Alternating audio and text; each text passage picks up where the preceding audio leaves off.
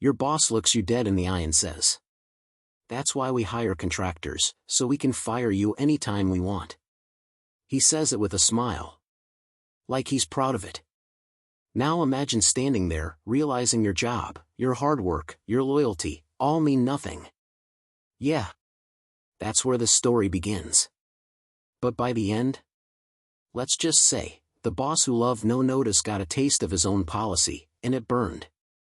If you've ever had a boss who treated people like they were disposable, smash that like button, because this story? It's justice served cold.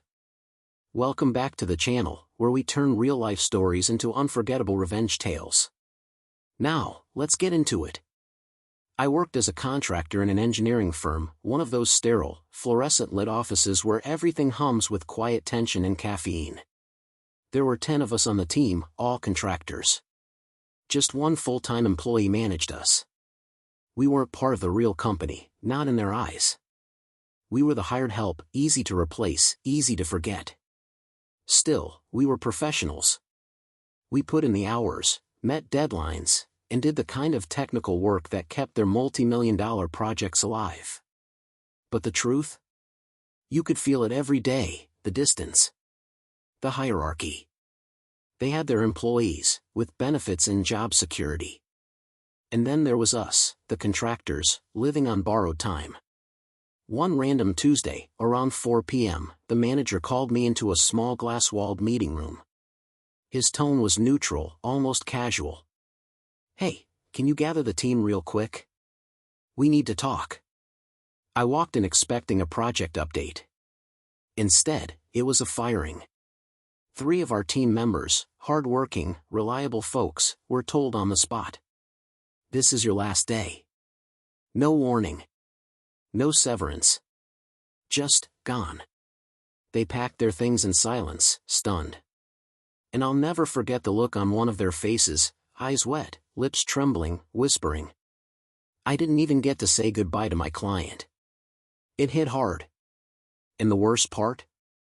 I was the one told to deliver the message. I wasn't even management, I was a contractor like them. But the boss had said, "It'll come better from you. You're leading their work anyway."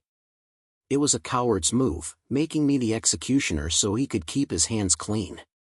Afterward, I was shaken. My teammate, let's call him Ethan, felt the same. We went to our sponsor, the full-time manager, and asked, "Hey, why didn't we give them any notice? They had ongoing projects." He looked at us with that smug corporate smile and said, almost cheerfully, "That's why we hire contractors. So we can cut them loose at a moment's notice whenever we want to." Then he chuckled. Like it was a punchline. You could feel the air change in that moment. Ethan's jaw tightened. I felt my stomach twist. He basically looked 2 more contractors in the face, and told us we were disposable. That we were next. After that day, something shifted in Ethan. He didn't say much, but you could see it in his eyes, that quiet calculation. He'd made up his mind. Now, Ethan wasn't just good at his job. He was brilliant. The kind of guy who could look at a complex engineering model and spot a flaw no one else would see. He was running a major project that only he fully understood, a critical component in an upcoming launch. Without him, that work would fall apart. A few days later, during a late lunch, he told me quietly, "I've got interviews lined up." He didn't brag. He didn't vent. Just, calm, steady resolve. He'd had enough. 2 weeks later, he landed something better, a permanent role, more pay, actual respect. He told me he'd be starting in a few weeks. And then, with that same quiet confidence, he smiled and said, "They love firing people without notice, right? Let's see how they handle it in reverse." For the next couple of weeks, Ethan went about his work like nothing was wrong. He showed up early, delivered solid results, and made sure no one suspected a thing. Meanwhile, the boss, the same guy who fired people like swatting flies, was oblivious. He'd even started bragging about streamlining the team. "Lean and efficient," he'd say. "That's how we run things here." He had no idea that his lean and efficient operation was about to fall apart, courtesy of the man he underestimated the most. Then came Friday. Just another ordinary day. The office hum filled the air, keyboards clacked, printers whirred. At exactly 5 p.m., Ethan stood up. Calm. Collected. He unplugged his laptop. Unhooked his mouse. Detached his docking station. Then, in front of everyone, he walked straight to the boss's desk. The boss looked up, half distracted. "Everything okay, Ethan?" Ethan smiled, the kind of smile you give when you know you've already won. "Yeah, everything's great. Just wanted to drop this off. Today's my last day." The boss blinked. "Wait, what? You're leaving?" "Yep. Thanks for everything." Ethan placed the equipment on the desk, turned, and walked out.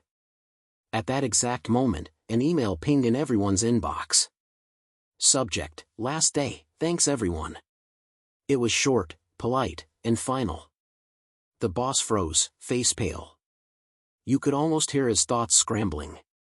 The same man who loved instant terminations had just been hit with an instant resignation.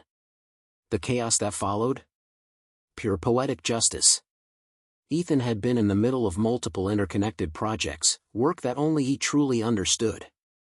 There were notes, diagrams, partial code, but no one could piece it all together.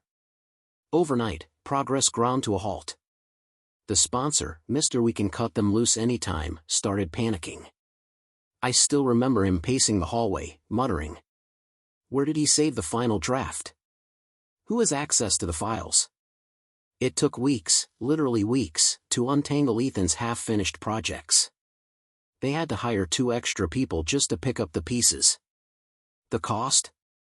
Easily tens of thousands of dollars in lost productivity. The embarrassment? Priceless. And the best part? Ethan never answered a single call or email from them. Not one. They tried everything, begged, pleaded, even offered consulting fees to help finish his work. But he'd moved on, happy, respected, and free. The guy who said we can cut people loose whenever we want finally learned what it feels like to be on the other side of zero notice. And I'll be honest. When I saw the panic on that boss's face, the frustration, the confusion, it felt good. Not because I'm cruel. But because for once, the power flipped. For once, the people who thought they were untouchable learned that respect goes both ways. There's a lesson here. Treat people like they're disposable, and don't be surprised when they treat you the same way. Respect isn't optional, it's earned. And sometimes, karma doesn't take years. Sometimes, it clocks out right on time. If this story gave you chills, drop a like and tell me in the comments. Have you ever seen instant karma like this at work?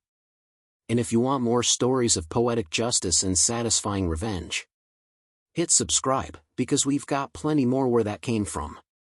Until next time. Stay kind, but never be anyone's doormat.